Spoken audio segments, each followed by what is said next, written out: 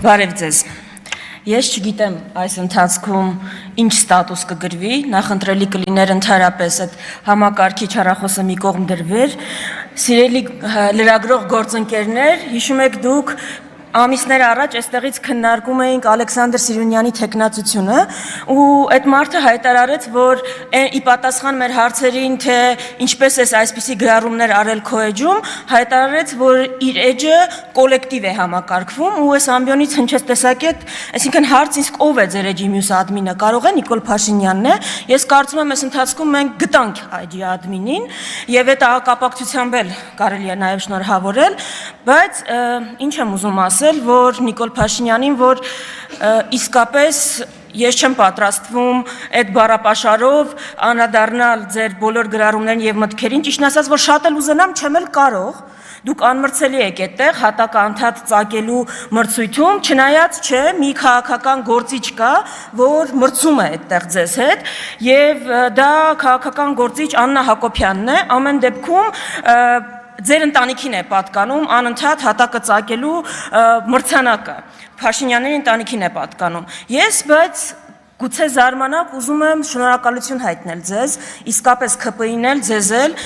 ինչի համար եմ ուզում շնորհակալություն հայտնեմ, ուզում եմ շնորհակալություն հայտնել այս համապարփակ ու ամբողջական լյուստրացիայի համար, որ դուք արել եք։ Ես չեմ պատկերացնում, որ որևէ մեկը ձեր փոխարեն կարող էր այսքան համապարփակ լյուստրացիա իրականացնել, ով կպատկերացներ, որ երբեմն ընդդիմադիր գործիչներ,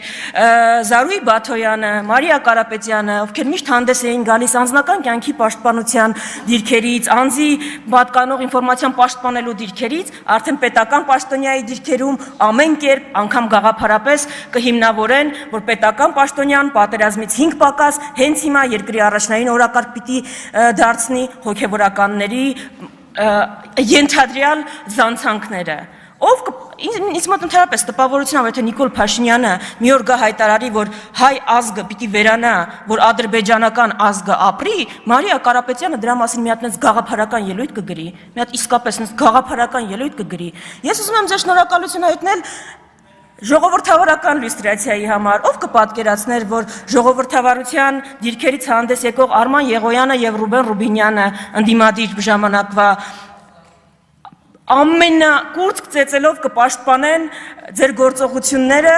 օրինակ հայտնի գործարարի նկատմամբ, ով ընդամենը հայտարարել է, որ եկեղեցու դեմ արշավին ինքը կմիջամտի իր ձևերով։ Ով կպատկերացներ ընդամենը 6-7 տարի առաջ։ Իսկապես դուք իրականացրել եք համապարփակ լյուստրացիա, ցույց եք տվել բոլորի արժեքները եւ դեմքը, Սիսակ Գաբրիելյանն էլ այդ շարքում։ Հիմա ես ուզում եմ մեր հայրենակիցներին ուղղակի ներկայացնել, թե այս ամեն ինչը ինչի համար է իրականացվում։ Շատ է խոսվել, որ ադրբեջանական պահանջով է իրականացվում, շատ է խոսվել, որ թշնամական օրակարգի հետ ամենը ճիշտ է, բայց այս ամենը նաև իրականացվում է վախի ուղերձ փոխանցելու համար։ Ինչ է մեզ ասում Նիկոլ Փաշինյանը։ Նիկոլ Փաշինյանը եւ իր թիմը ուղիղ մեզ ասում է. եթե ես աշխարհի ամենաազդեցիկ հայերից մեկի նկատմամբ ուղղակի եկեղեցին պաշտպանելու իր հայտարարության համար կարող եմ իրականացնել նման ապօրինություն, եթե իմ կինը ամենավերջին բառերով իր սոցցանցերում կարող է անդրադառնալ սրբազաններին ու ամենայն հայոց վեհապարին, դուք պատկերացնում եք ձեզ հետ ինչեր կկատարվի, եթե դուք համարձակվեք քննադատել մեզ, եթե դուք համարձակվեք համաձայն չլինել մեզ հետ, այս վախի ուղերձն է փոխանցվում մեզ, բայց ես հարց ունեմ, ինչ պիտի անեք, ինչ կարաք անեք, որ չեք արել։ Օրինակ ինչ կարաք անեք, ՊՊՑ կարաք կանչեք այստեղից տանեն, արել եք, բանտեր կարող եք նստեցնել, արել եք շատերի նկատմամբ, Սրբույի Գալեյան ուր է, բանտում քանի տեղ կա, Սրբույի Գալեյան քանի տեղ ազատ կա Հայաստանի բանտերում, 1000, 1200, բոլորին չեք տեղավորելու, ինչ ուզում եք արեք, բոլորին չեք կարա տեղավորեք, ուրեմն, Ինձ պատասխանում են, որ կտեղավորենք, էլ չնեք հացնում, հիմա չեք կարողանալու տեղավորել, ուրեմն ես կոչս ուղում եմ հայ գործարարներին, արձաններ կառուցող գործարաններին, սուպերմարկետների շարքը մեծացնող գործարաններին, իմ դիմաց նստած մեծահարուստներին, վախենալու իմաստը, ուրեմն որն է, վախենալու իմաստը որն է, դուք կարողանալու եք այդ ձեր ունեցվածքը, այդ ձեր ունեցվածքը կարողանալու եք պաշտպանել, Ալիևի ու Էրդողանի հետ պայմանավորվելու եք, կարողանալու եք, ուր կորան Արևմտյան Հայաստանի մեծահարուստները, ինչ եղավ իրանց հետ, ունեցվածքը փրկեցին, դուրս կարողացան հանել, գերեզման չունեն անգամ, գերեզման չունեն հիմա, ուրեմն ինչից եք վախենում, ինչ կա ընդհանրապես վախենալու այստեղ, դուք եկեղեցու դեմ Ադրբեջանի պահանջով իրականացվող արշավը քողարկում եք իբր այսպես եկեղեցու կանոնները պաշտպանելու դիրքերից հանդես եկող մարդու իրականացված արշավ, մտահոգ եւ սրտացավ։ Իրականացնում եք Ադրբեջանի Թուրքիայի պահանջով, բայց ասում եք անում են, որովհետեւ երթում են խախտել։ Իմ գործընկերները արդեն հարցրեցին, որ քանի երթումներ եք դուք խախտել։ Ես այլ ձևակերպեմ հարցը, եթե կարելի է անդրադարձեք։ Խոստում ու երթում կա, որ պահել եք։ Հայ ժողովրդին տված խոստում ու երթում, Ալիևին տվածները չեն հաշվում, խոստում ու երթում կա, որ չեք խախտել, չեք վերաբան արել, գետնով տվել։ Հիմա ես ուզում եմ նաև այստեղից դիմել որդիական խոնարհությամբ, ամենայն հայոց վեհապարին, ուզում եմ դիմել բոլոր սրբազաններին։ Սա իսկապես թշնամական արշավ է, որ ձեր դեմ իրականացվում է, բայց ձեզ համար շատ պարզ պիտի լինի, կարծում եմ, որ Հայաստանի Հանրապետության քաղաքացիների մեծամասնության համար, եթե անգամ հայ առաքելական եկեղեցու բոլոր սրբազանները խախտած լինեն կուսակրոնության ուխտը, դա ոչինչ է այն հանցանքների առջև, որը դուք իրականացրել եք ձեր թիմով։ Հայ ժողովրդին հիմա չի հետաքրքրում։ Գնացեք, հենց հիմա Բաղրամյանում ցույց անող անհետ կորածների ծնողներին տեսեք, որ հարցն է հետաքրքրում։ Հետաքրքրում է արդյոք սրբազաններից որևէ մեկը ենթադրյալ կուսակրոնության ուխտը խախտել է, թե իր երեխան որտեղ է։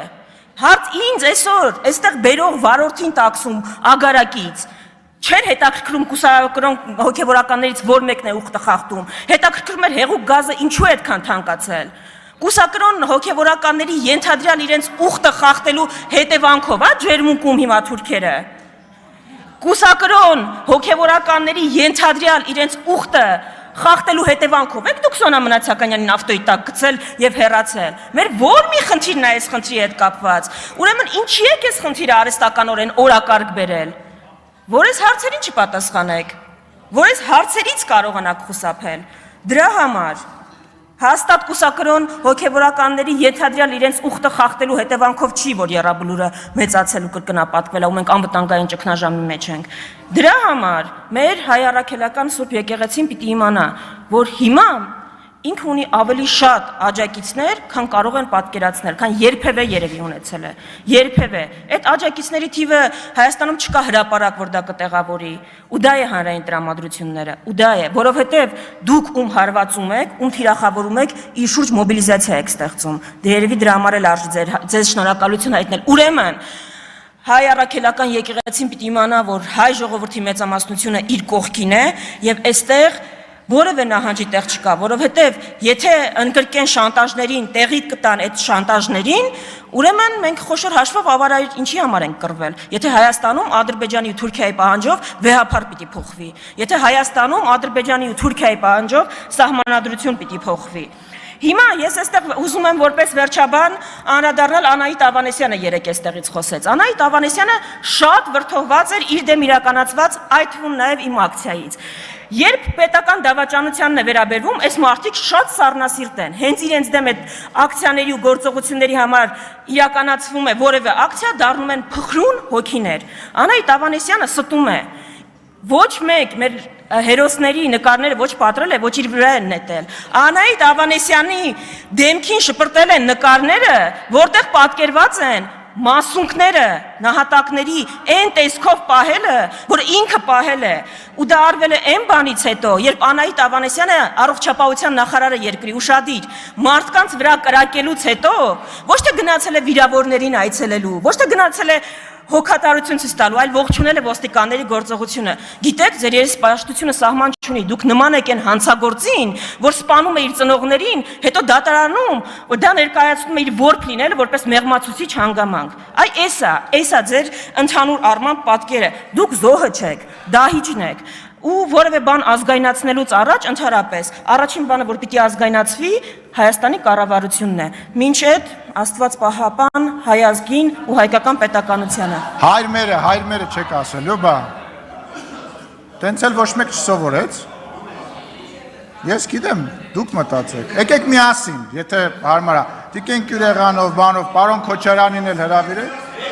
ասում եմ պարոն Քոչարյանին էլ հրավիրեք լավ Քոչարյանների ներկայությամբ Էլինար Վարդանյան համեցեք